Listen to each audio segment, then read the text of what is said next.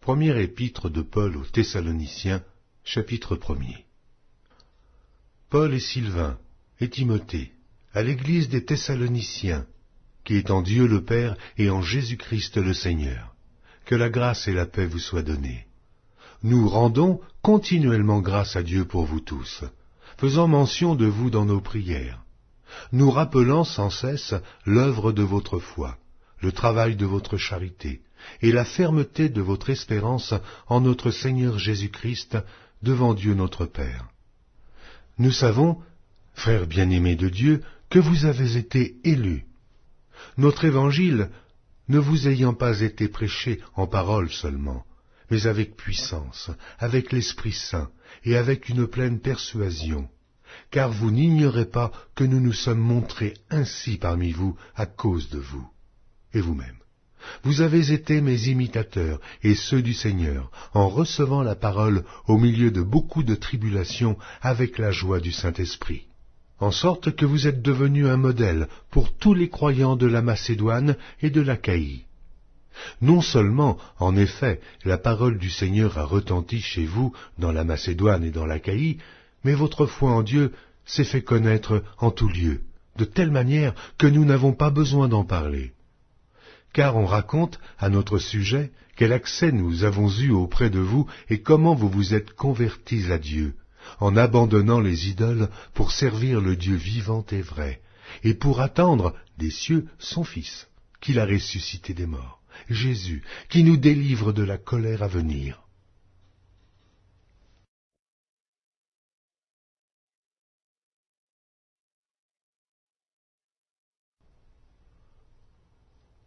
Première épître de Paul aux Thessaloniciens, chapitre 2. Vous savez vous-même, frères, que notre arrivée chez vous n'a pas été sans résultat. Après avoir souffert et reçu des outrages à Philippe, comme vous le savez, nous prîmes de l'assurance en notre Dieu, pour vous annoncer l'évangile de Dieu, au milieu de bien des combats. Car notre prédication ne repose ni sur l'erreur, ni sur des motifs impurs, ni sur la fraude, mais selon que Dieu nous a jugés dignes de nous confier l'Évangile. Ainsi, nous parlons non comme pour plaire à des hommes, mais pour plaire à Dieu, qui sonde nos cœurs. Jamais, en effet, nous n'avons usé de paroles flatteuses, comme vous le savez. Jamais nous n'avons eu la cupidité pour mobile, Dieu en est témoin. Nous n'avons point cherché la gloire qui vient des hommes, ni de vous, ni des autres. Nous aurions pu nous produire avec autorité, comme apôtres de Christ, mais nous avons été pleins de douceur au milieu de vous, de même qu'une nourrice prend un tendre soin de ses enfants. Nous aurions voulu, dans notre vive affection pour vous, non seulement vous donner l'évangile de Dieu, mais encore nos propres vies, tant vous nous étiez devenus chers. Vous vous rappelez, frères, notre travail et notre peine, nuit et jour à l'œuvre, pour n'être à charge à aucun de vous. Nous vous avons prêché l'évangile de Dieu. Vous êtes témoins, et Dieu l'est aussi, que nous avons eu envers vous qui croyez une conduite sainte, juste et irréprochable. Vous savez aussi que nous avons été pour chacun de vous ce qu'un père est pour ses enfants, vous exhortant, vous consolant, vous conjurant de marcher d'une manière digne de Dieu, qui vous appelle à son royaume et à sa gloire.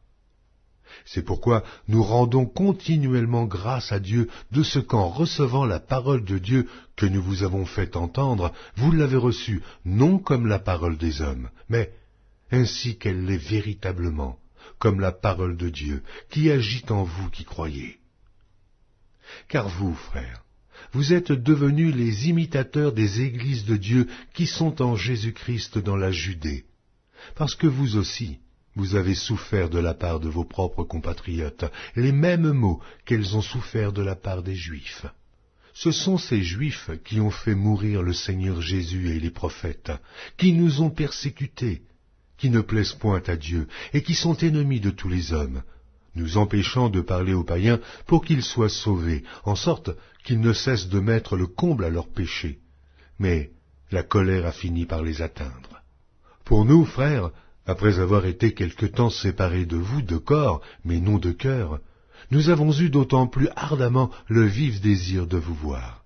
Aussi, voulions-nous aller vers vous, du moins moi, Paul, une et même 2 fois, mais Satan nous en a empêchés, qui est, en effet, notre espérance, ou notre joie, ou notre couronne de gloire. N'est-ce pas vous aussi, devant notre Seigneur Jésus, lors de son avènement? Oui, vous êtes notre gloire et notre joie. Première épître de Paul aux Thessaloniciens, chapitre 3. C'est pourquoi, impatients que nous étions et nous décidant à rester seuls à Athènes, nous envoyâmes Timothée, notre frère, ministre de Dieu dans l'évangile de Christ, pour vous affermir et vous exhorter au sujet de votre foi, afin que personne ne fût ébranlé au milieu des tribulations présentes, car vous savez vous-même que nous sommes destinés à cela. Et lorsque nous étions auprès de vous, nous vous annoncions d'avance que nous serions exposés à des tribulations, comme cela est arrivé et comme vous le savez. Aussi, dans mon impatience, j'envoyai m'informer de votre foi dans la crainte que le tentateur ne vous eût tenté, et que nous n'eussions travaillé en vain. Mais Timothée, récemment arrivé ici de chez vous, nous a donné de bonnes nouvelles de votre foi et de votre charité, et nous a dit que vous avez toujours de nous un bon souvenir, désirant nous voir comme nous désirons aussi vous voir.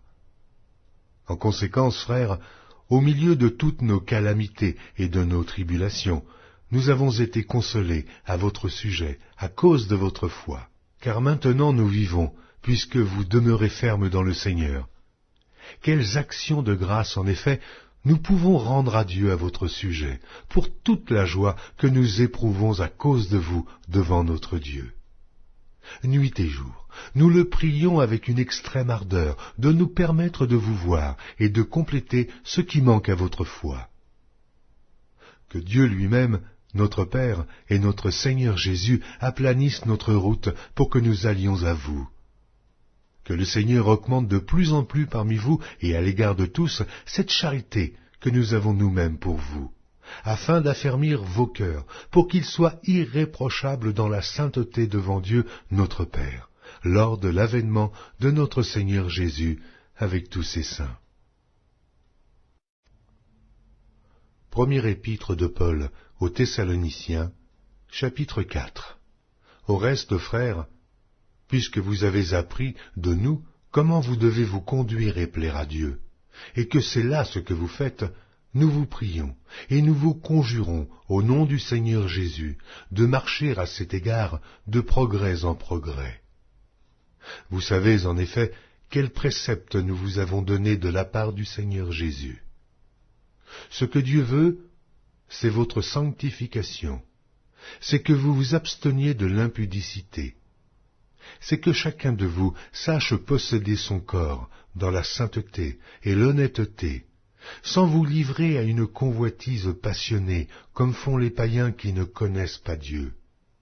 C'est que personne n'use envers son frère de fraude et de cupidité dans les affaires, parce que le Seigneur tire vengeance de toutes ces choses, comme nous vous l'avons déjà dit et attesté. Car Dieu ne nous a pas appelés à l'impureté, mais à la sanctification. Celui donc qui rejette ses préceptes ne rejette pas un homme, mais Dieu, qui vous a aussi donné son Saint-Esprit. Pour ce qui est de l'amour fraternel, vous n'avez pas besoin qu'on vous en écrive, car vous avez vous-même appris de Dieu à vous aimer les uns les autres. Et c'est aussi ce que vous faites envers tous les frères dans la Macédoine entière. Mais nous vous exhortons, frères, à abonder toujours plus dans cet amour, et à mettre votre honneur à vivre tranquille, à vous occuper de vos propres affaires et à travailler de vos mains, comme nous vous l'avons recommandé, en sorte que vous vous conduisiez honnêtement envers ceux du dehors, et que vous n'ayez besoin de personne.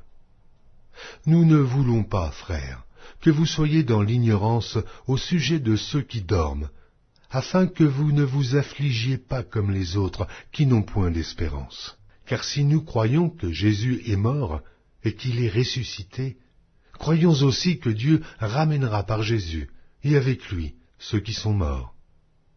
Voici, en effet, ce que nous vous déclarons d'après la parole du Seigneur. Nous les vivants, restés pour l'avènement du Seigneur, nous ne devancerons pas ceux qui sont morts. Car le Seigneur lui-même, à un signal donné, à la voix d'un archange et au son de la trompette de Dieu, descendra du ciel, et les morts en Christ ressusciteront premièrement.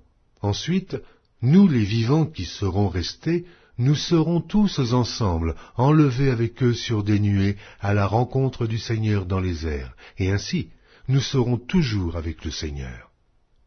Consolez-vous donc les uns les autres par ces paroles.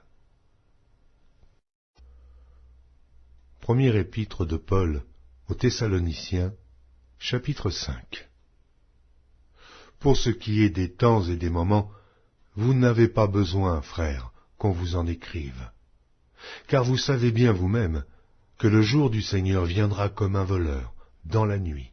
Quand les hommes diront « paix et sûreté », alors une ruine soudaine les surprendra, comme les douleurs de l'enfantement surprennent la femme enceinte, et ils n'échapperont point. Mais vous, frères, vous n'êtes pas dans les ténèbres, pour que ce jour vous surprenne comme un voleur. Vous êtes tous des enfants de la lumière et des enfants du jour. Nous ne sommes point de la nuit, ni des ténèbres. Ne dormons donc point comme les autres, mais veillons et soyons sobres. Ceux qui dorment, dorment la nuit, et ceux qui s'enivrent, s'enivrent la nuit. Mais nous qui sommes du jour, soyons sobres, ayant revêtu la cuirasse de la foi et de la charité, et ayant pour casque l'espérance du salut. Car Dieu ne nous a pas destinés à la colère, mais à l'acquisition du salut par notre Seigneur Jésus-Christ, qui est mort pour nous, afin que, soit que nous veillions, soit que nous dormions, nous vivions ensemble avec lui. C'est pourquoi, exhortez-vous réciproquement et édifiez-vous les uns les autres comme en réalité vous le faites. Nous vous prions, frères, d'avoir de la considération pour ceux qui travaillent parmi vous, qui vous dirigent dans le Seigneur et qui vous exhortent. Ayez pour eux beaucoup d'affection à cause de leur œuvre. Soyez en paix entre vous. Nous vous prions aussi, frères. Avertissez ceux qui vivent dans le désordre, consolez ceux qui sont abattus, supportez les faibles, usez de patience envers tous.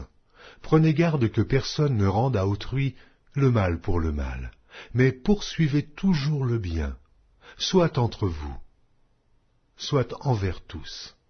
Soyez toujours joyeux, priez sans cesse. Rendez grâce en toutes choses, car c'est à votre égard la volonté de Dieu en Jésus-Christ.